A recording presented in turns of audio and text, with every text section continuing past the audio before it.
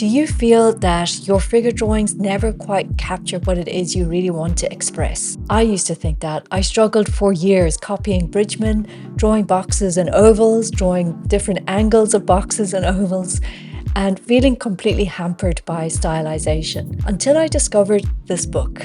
This book completely changed how I understood what drawing is, and specifically the potential and the power of life drawing. In this video, I'm going to break down the 3 concepts in this book that I think are the most important takeaways for any artist, particularly life drawing students. My name is Siobhan, and I share videos about a dynamic and expressive approach to figure drawing.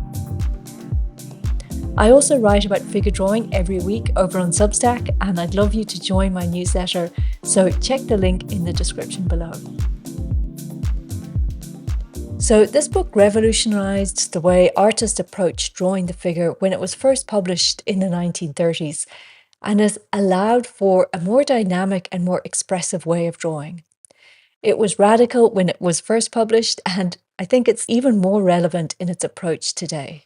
So the first key takeaway or most important concept in this book, I think, is unlocking empathy or feeling in your drawing, and doing that through gesture drawing. So drawing the feeling of a pose sounds very abstract for a beginner because all they see when they go to life drawing is the figure itself.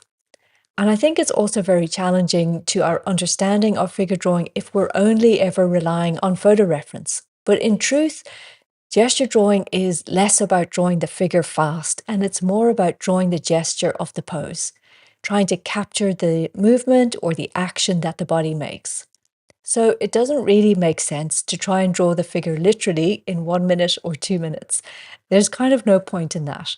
Instead, this powerful practice trains you to describe the pose in a very dynamic way, and that filters through into your longer and more finished drawings. This is a very different exercise to stylizing or designing the figure, which helps you really to understand structure.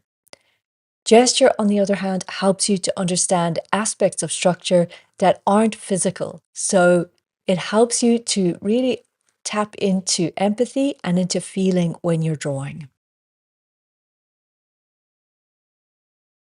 The second key takeaway, or I think most important concept, is observation is not just about looking, but it's also about experiencing and having a connection to your subject. So when you think of observation like that, it naturally leads you to have to expand your definition of what it means to just observe. To really see like an artist, you need to sort of switch off that part of your thinking process that will try and tell you what it is you're seeing. Instead, you need to just trust your eyes and trust your response or your feeling, and to trust that your pencil can follow along with that, with no judgment or no trying to sort of, control the outcome or trying to conform what it is you're drawing to an idea of what it should be. This sort of looking or observing can be described as connection. Once you really feel connected to the process of what you're drawing, then that's when you can make very beautiful and I think very unique drawings. And then the third really important concept or key takeaway from the book is that anatomy for artists is just a means to an end. It's the artist's impression that is so paramount. So in this book, Nicolaides only actually talks about anatomy towards the very end of the book, like in the last third. He points out that a study of anatomy for artists really should only be a means to an end. What that means in simple terms is that, study muscles and bones and tendons, but when it comes to drawing, you should always look for how they appear on the particular model that you're drawing. And if you do this, then no matter how complex the anatomy or how sort of nuanced one muscle fits into another, you'll always be relying on observation in the moment to guide you in your drawing.